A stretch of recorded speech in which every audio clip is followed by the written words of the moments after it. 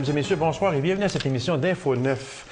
Le corps de cadet 2788 d'Abitibi-Ouest est très actif. Alors, pour nous en parler, je reçois l'officier des relations publiques, M. Normand Lavoie, et la capitaine de corvette, Mme Joanne Mercier. Alors, en tout premier lieu, j'ai à mes côtés Mme Joanne Mercier. Mme Mercier, bonsoir. Bonsoir.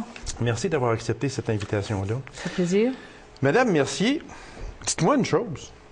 Capitaine de corvette. Qu'est-ce que capitaine de corvette? C'est certainement pas une auto, là, une belle corvette, là, je penserais pas. C'est quoi exactement capitaine de corvette? C'est un grade qu'on donne. Okay. Je suis commandant, donc c'est du 2788. C'est un grade qu'on donne pour différencier les personnes qui sont responsables. Mais une corvette, c'est un bateau. Ah, c'est un bateau. C'est un bateau. Puis, dans la marine, on prend les grades du bateau qu'on commande. OK, vous êtes capitaine de corvette. C'est quoi les autres? Bien, il y a l'armée, ça serait un major, puis il y a l'aviation, c'est un major. OK. Sauf que moi, je suis marine, puis j'ai été nommé commandant parce que je suis un officier de CC de régional de zone. OK. Fait que l'unité, le commandant a tombé malade. Fait que l'officier qui est responsable de cette unité de l'Abitibi, on lui demande s'il est prêt à prendre le commandement. C'est ce que... Alors vous, c'est ça. Après, l'autre grade après, c'est quoi? Après mon grade? Oui. C'est capitaine de frégate. Ah, OK. Fait qu'on voit que c'est tout, là, bateau. C'est ça qui... Sauf que moi, j'ai pas rapport à l'armée dans le sens que mes grades sont marines, puis je suis commandant d'un corps de cadet de l'armée. Mon Dieu. Ouf. OK. On va essayer de démêler ça un peu. Madame Mercier, moi, si je vous demandais, chez les cadets, la clientèle visée, c'est qui? C'est les adolescents, finalement, de 12 à 18 ans. C'est surtout les jeunes là, qui sont au secondaire. Je vous dirais la dernière année du primaire, sixième année, quand ils ont 12 ans, ils peuvent rentrer dans les cadets. On les approche comment, ces On personnes-là? les approche avec l'officier des affaires publiques, souvent, qui va faire le tour des écoles, il va expliquer c'est quoi le mouvement. On peut aller sur le site de Cadetnet aussi qui nous explique c'est quoi le mouvement. Le mouvement, c'est un... Le mouvement de cadet, c'est un mouvement de jeunes qui nous donne plein d'outils pour s'organiser dans la vie parce que ça donne c'est certain qu'il y a une discipline, puis il y a des choses qui sont exigées, mais on lui montre aussi à être capable de donner des cours, être capable de recevoir des cours. Au niveau de l'armée, ils reçoivent des cours de boussole, d'orientéering. OK, oui. Donc, comment faire un abri quand on est pris en hiver, en été. Est-ce que les jeunes sont réceptifs à ça? Oui. Oui? Oui. Les jeunes qui sont dans les cadets aiment ça. OK. Puis souvent, ils vont aimer ça parce qu'ils sont en groupe, puis ils se font une gang. Puis il n'y a pas de... Je vous dirais, il n'y a pas de couleur dans les cadets. OK. C'est n'importe qui peut être là-dedans, c'est gratuit. Puis il n'y a pas de jugement de fait que bon, c'est un fils d'avocat ou... non, tout le monde a le droit à ça. Tout le monde est sur un même pied d'égalité. Même pied d'égalité. Exactement. Madame Mercier, moi, là, j'aimerais ça qu'on parle les cadets dans la communauté et la communauté dans les cadets. C'est parce que les cadets, normalement, appartiennent à la communauté. Ils ont un comité répondant qui vient de la communauté. Comme à la SAR, les corps de cadets appartiennent à la communauté de la SAR. OK.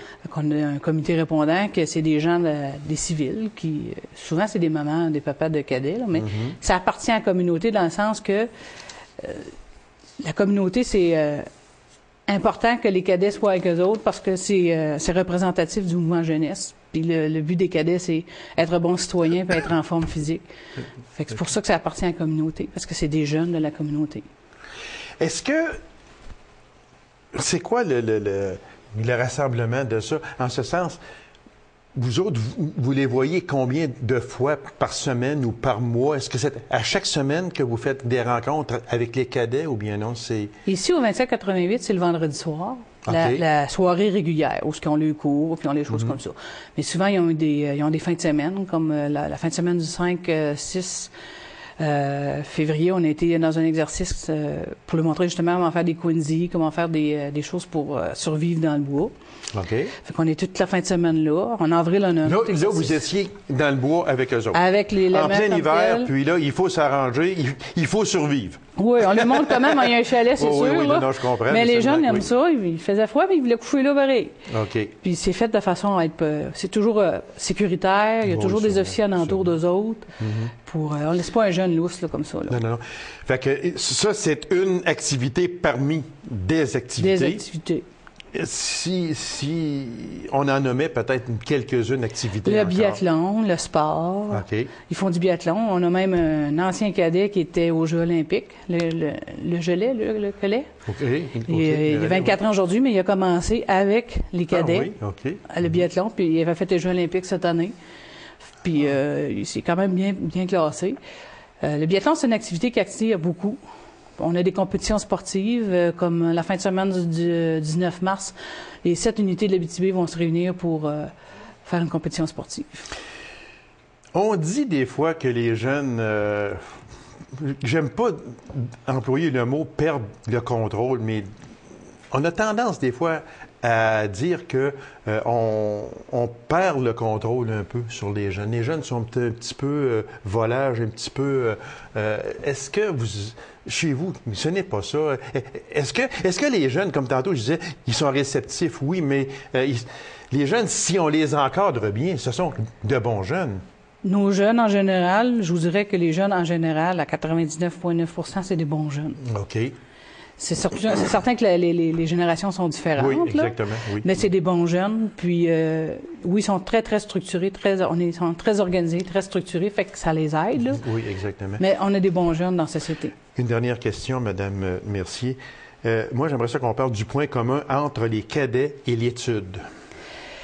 Les cadets et l'étude, c'est parascolaire un peu, dans le sens que un jeune qui est d'un cadet, ça va être plus facile pour lui de donner des cours, OK. aller en avant.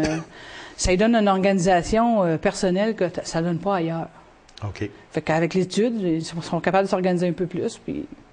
Fait que, dans l'ensemble, moi, je parle souvent avec les jeunes.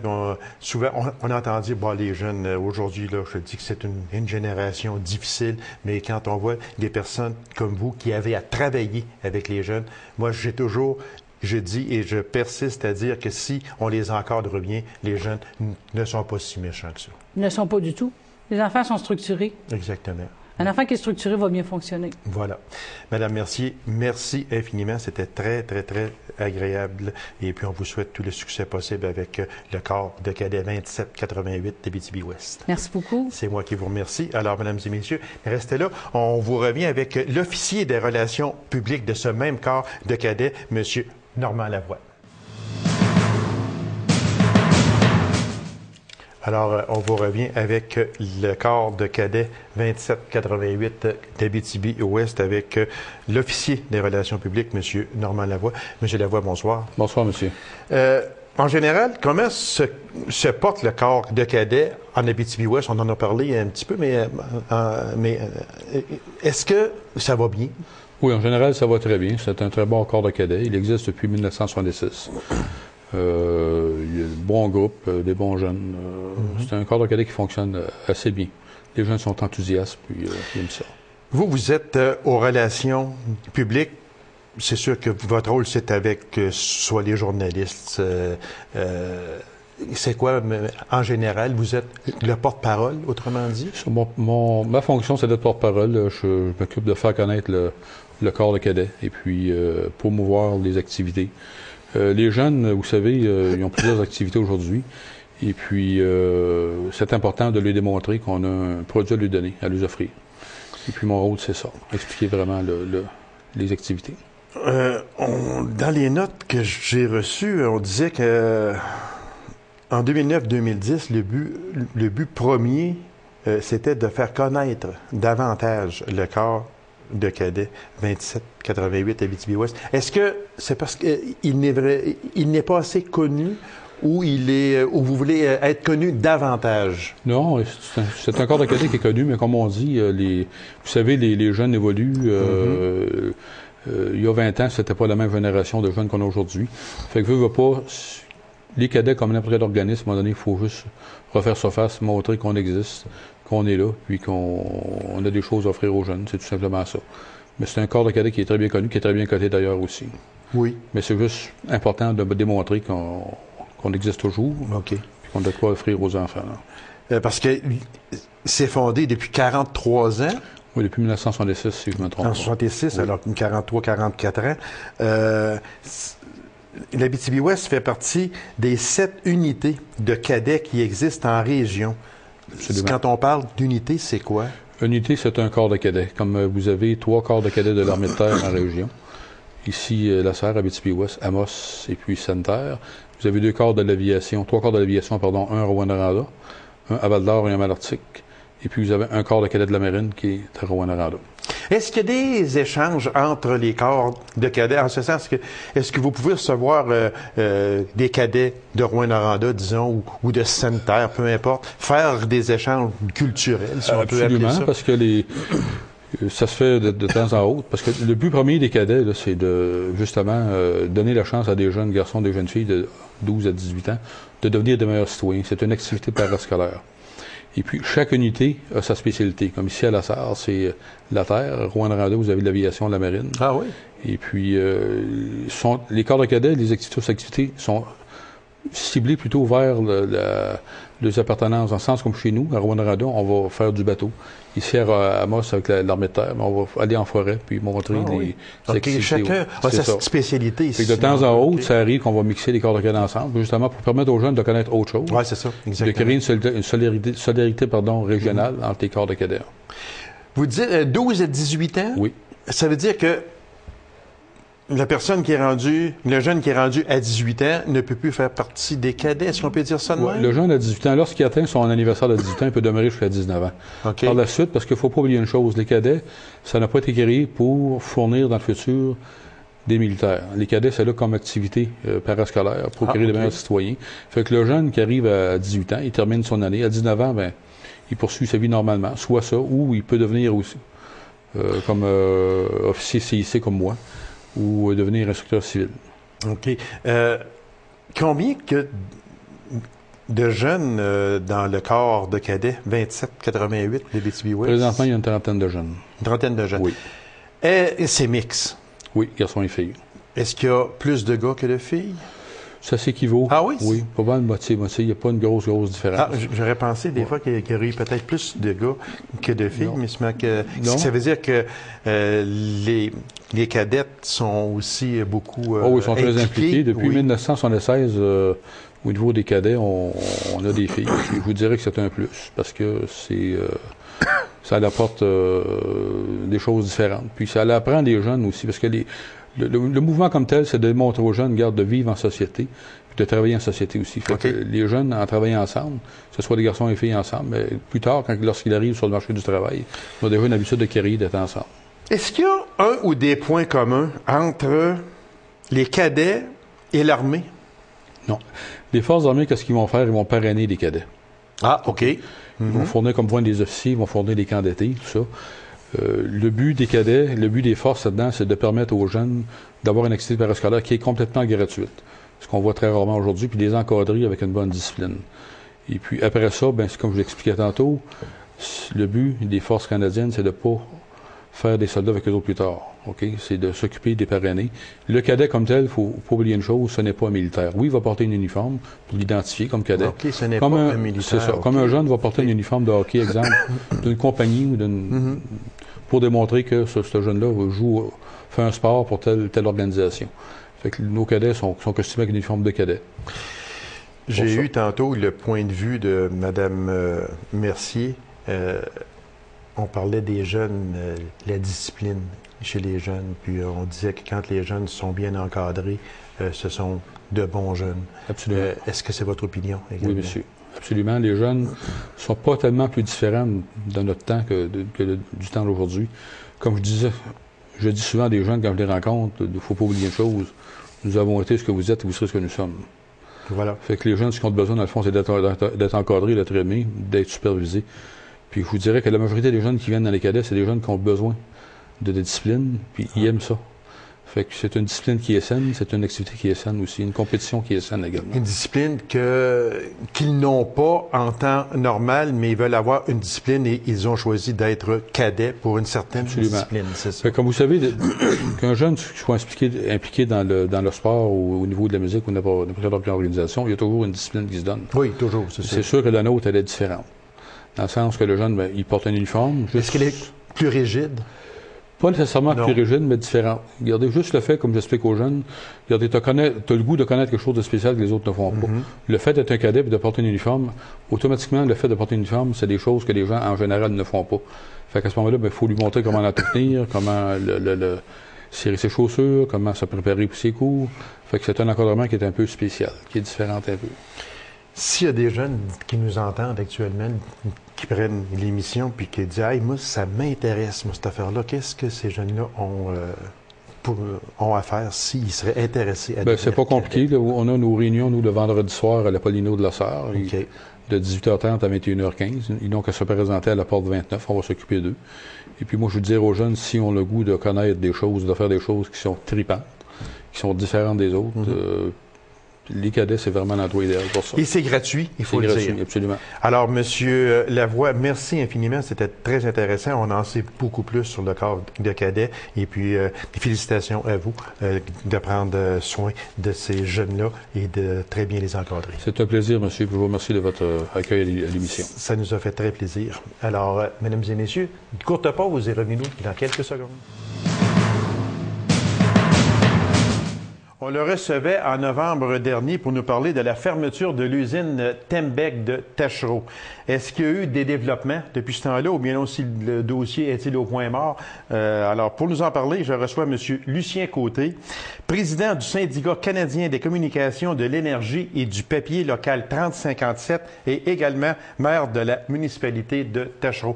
M. Côté, bonsoir. Bonsoir. M. Côté, c'est vrai qu'au mois de novembre dernier, on parlait de l'usine qui venait de fermer en octobre, je crois. Fermeture supposément temporaire. Le dossier s'est rendu où au moment où l'on se parle, M. Côté?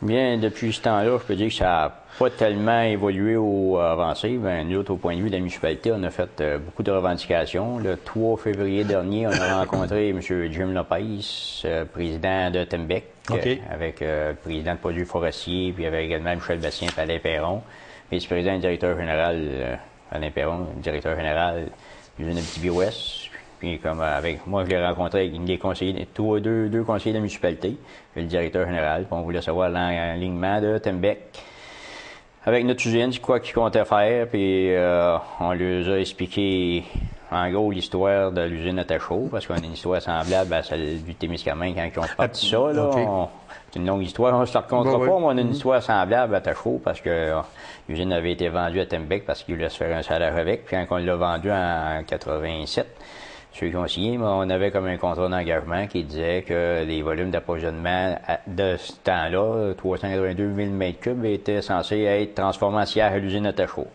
Puis en 2000, quand ils ont fermé notre planeur, Michel Bastien s'est engagé à ce qu'on ait la grosse usine, puis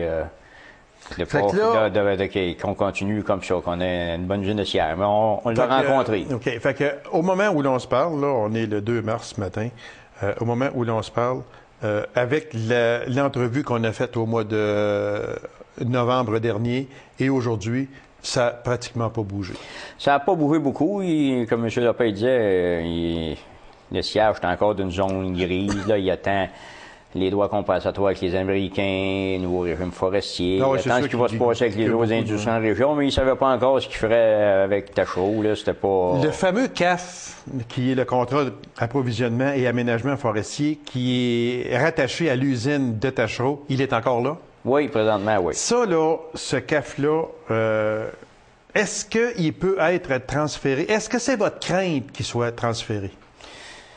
Bien, disons qu'on fait des revendications à la municipalité et de ce temps-ci, on se méfie un peu de ça parce que vous savez ce qui s'est passé avec la Sarenne quand il y avait 3 usines en Abitibi-Ouest qui n'ont fermé une. Le ministère de ce temps-là, il a accepté de transférer le CAF. Mais nous autres, on veut rencontrer la ministre Normando aussi. Je veux la rencontrer comme maire avec mon député, puis on fait des revendications pour qu'elle ne transfère pas le CAF. On est une municipalité dévitalisée puis mono-industrielle. Je pense que c'est important, mais c'est sûr qu'on est craintif. Sans ça, si on ne serait pas craintif, on ne fera pas toutes sortes de revendications, puis on ne poussera pas le dossier. Mais là, vous êtes sur 2 chaises. Actuellement, vous êtes sur le siège de la présidence du syndicat et maire de la municipalité. Donc, c'est sûr que sur les deux chaises, vous avez peut-être plus de pouvoir un peu à ce moment-là? Ben, disons que pour la municipalité, ben, c'est 68 000 de taxes. C'est beaucoup de citoyens qui travaillent encore à Tachereau, qui demeurent à Tachereau. C'est important pour la municipalité. Puis moi, c'est important pour mes membres syndicales aussi, qui veulent que l'usine demeure là. Puis qui ça représente combien de travailleurs? On est à environ 90 en dernier. 90 travailleurs. Ça veut dire que dans une municipalité mono-industrielle comme Tachereau, si Tembec décide que c'est fini, c'est un coup dur beaucoup pour Tachereau parce que juste au point de vue municipal, comme vous venez de dire, c'est quand même près de 70 000 de redevances en taxes. C'est important parce que 70 000 près de 70 000 de taxes dans notre petite municipalité, c'est beaucoup.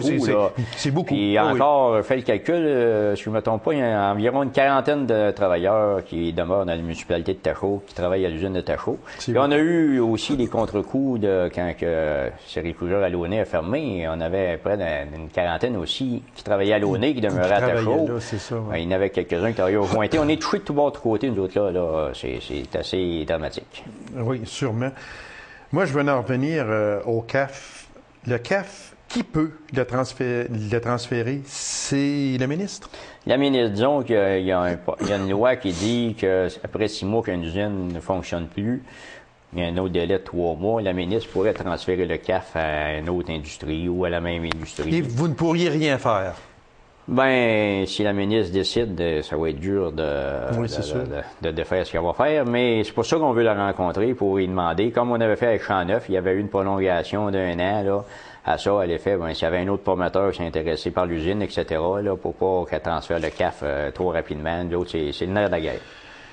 Dans les notes que j'avais, monsieur Côté, il y avait une petite ligne qui disait que Tembec voudrait sauver l'usine de Béarn au lieu de Tachereau. C'est à ce moment-là qu'il se pourrait que le CAF soit transféré. Est-ce que c'est une chose possible? Je connais pas les intentions réelles de Tembec. Comme je vous ai dit tantôt, on les a rencontrés le 3 février, puis je leur ai posé la question parce que la même journée, la veille qu'on les a rencontrés, il y avait des rumeurs aux radios qui disaient que l'usine de Tachereau-Lassar, Béarn était soit à vendre, soit vendue. Puis qu'il y avait, le lendemain, on entendait dire qu'il y avait un projet pour Béarn, qui voulait rencontrer la ministre, puis qu'il y avait un projet pour redémarrer l'usine de Béarn. Puis je lui ai posé, j'avais oublié mon cellulaire. Je lui ai posé la question, puis ils m'ont dit on allait savoir avec les membres du conseil qu'il n'y avait pas de projet pour Béarn. Puis après ça, ben ils rencontrent d'autres instances pour essayer de présenter des projets pour l'usine de Béarn puis pour l'usine de Témiscamingue. Donc, pour moi, ça va être Mme Normando qui veut vous parler, monsieur. Puis là, je ne sais pas ce qui s'enligne avec ça, là. Non, il est fermé. Bon, OK. J'aurais dû le fermer. On va continuer. Mais en tout cas, ça relève qu'il y aurait des projets pour Béarn. Mais est-ce que les projets pour Béarn peuvent nuire à la réouverture de Tachereau? S'ils ne touchent pas à notre CAF, non. Moi, j'ai rien contre qu'il y ait des projets pour Béarn, parce que Béarn, c'est des travailleurs aussi qui ont besoin de sans gagner nuire leur vie. à Tachereau, par exemple. Pardon? Sans nuire à Tachereau. Sans nuire à Tachereau. À Tachereau aussi, il y a des travailleurs, là. Sans nuire à Tachereau, ni à l'usine de Lassar, ni à l'usine de Abitibi-Ouest. Il ne faut pas que ça nuise à ces usines-là. Nous autres, on n'a pas l'intention, comme on dit des fois, on veut pas en déshabiller d'autres, on veut pas déshabiller d'autres usines pour nous rhabiller, mais on veut pas se faire voler nos acquis. Il y a assez quand la Sarenne a fermé. Ils ont pris des volumes de bois qu'on avait à Tachereau, qui ont été distribués à Sainte-Terre, puis des volumes qui étaient en Abitibi-Ouest, puis Béarn a eu, là, ça c'est fait. La MRC, on a passé une résolution à la MRC comme de quoi qu'on veut plus qu'il y ait de transferts de CAF qui sont présentement alloués aux usines de Tachereau-Lassar qui soient transférés à d'autres usines. Ça, la MRC, on a fait des revendications aussi à la ministre. Est-ce que la MRC d'Abitibi-Ouest est consciente de la problématique? Est-ce qu'elle vous donne son appui? Oui, elle est très consciente de la problématique parce que là, à l'avant-dernière réunion que j'ai eue, parce que ça fait pas longtemps que j'étais lui-même, j'ai fait passer une résolution, appuyée du maire Normand Hood à l'effet que la MRC va s'opposer à tout transfert de CAF qui sont présentement, comme je viens de dire, attribués aux usines d'Abitibi-Ouest. On veut pas que ça soit transféré à d'autres usines. On veut pas en prendre aux autres, mais on veut garder nos acquis. La MRC a réagi positivement dans ce dossier-là, puis on a l'appui du préfet là-dedans.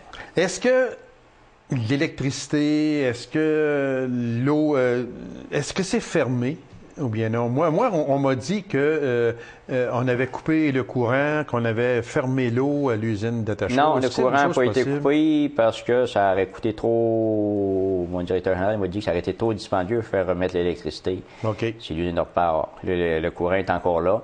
L'eau, il y en a eu beaucoup de coupés, mais par contre, il y a encore des valves à l'eau qui ont été obligés de remettre en fonction pour les assurances, là, puis ils ont mis le chauffeur dans certains petits endroits stratégiques là, pour éviter des bris majeurs et pas être assurés. Ici, on disait que si ça l'a à redémarrer, il faut que ça redémarre avant le 1er juillet. Sinon, Tembec devra payer des primes de départ. Oui, ben quand ils ont fermé l'automne passé, là, on a signé une entente à l'effet que si l'usine ne redémarre pas, il n'y aurait pas de prime de séparation de payer aux travailleurs avant le 1er juillet. Advenant qu'il n'y a pas de réouverture au 1er juillet, bien là, Tembec devrait payer des primes de séparation à tous ceux qui désirent s'en prévaloir. Ça, c'est plusieurs 100 000 $. Ah oui? Ben oui, parce que c'est à 90, c'est tout le monde, exemple, ça ferait comme la Sarenne, tout le monde déciderait de quitter. Ben, c'est beaucoup d'argent, ça, là, mais c'est pas ça qu'on souhaite, là. Tout ce qu'on veut, c'est que l'usine réouvre. Moi, là, il y a une chose qui m'a quand même impressionné. Le CAF Tachereau, 426 000 mètres cubes. Ouais. Lassar, 345 000. Donc, le CAF de Tachereau est plus gros que le CAF de Lassar. Oui, c'est la réalité. Comme il est plus gros de celui-là de Matériaux Blanchette puis de Thierry Landrienne. Ah, OK. On a un bon volume d'approvisionnement à Tachereau. Il est plus gros un petit peu que celui-là de Béarn aussi. Puis d'autres, on est dans des beaux secteurs. Ceux de Témiscamingue, il y a le coin de Béarn, mais c'est des forêts de feuillus, des montagnes. C'est plus dispendieux à aller récolter la forêt dans ce coin-là. Là. On dit que l'usine de Tachereau a pu scier toutes sortes de bois. Ce n'est pas pareil à Lassar? Ben, quand vous dites toutes sortes, la grosseur. La grosseur de bois, oui. Oui, à Tachereau, on peut scier de toutes les grosseurs, aller jusqu'à 22 pouces de diamètre. Toutes les longueurs, bois tronçonné, gros bois, petit bois, moyen bois. Puis à Lassar, ils sont plus spécialisés dans le petit bois. Disons que c'est deux usines qui complètent en eux-mêmes. On se complète bien, mais nous autres, on peut scier toutes les grosseurs de bois. Il n'y a pas de problème avec ça. Est-ce que c'est un plus pour l'usine? Oui, on a une très bonne Est-ce usine. que ça peut empêcher l'usine de fermer, aller jusque-là, ou s'ils peuvent prendre ce qu'il y a à Tachereau et le transférer à Lassar? Ce sont des choses possibles. Il n'y a rien d'impossible. Les intentions de Tembec... Vous les connaissez pas. On les connaît pas. C'est sûr qu'ils pourraient arriver puis fermer toutes leurs usines ou les vendre au Québec ou... on ne souhaite pas qu'ils fassent faillite non plus, là, mais on ne connaît pas leurs intentions réelles. C'est très difficile dans le domaine. Oui, en terminant, M. Côté, comme dernière question, dans votre fort intérieur à vous, est-ce que vous pensez que l'usine va redémarrer un jour? Bien, disons que comme conseil municipal, comme maire, je fais tout à mon possible pour que cette usine redémarre. Pour pas qu'elle soit fermée définitivement. On fait tout ce qu'on peut, mais on contrôle pas tout. Mais vous n'avez pas le dernier mot. C'est ça qu'il y a.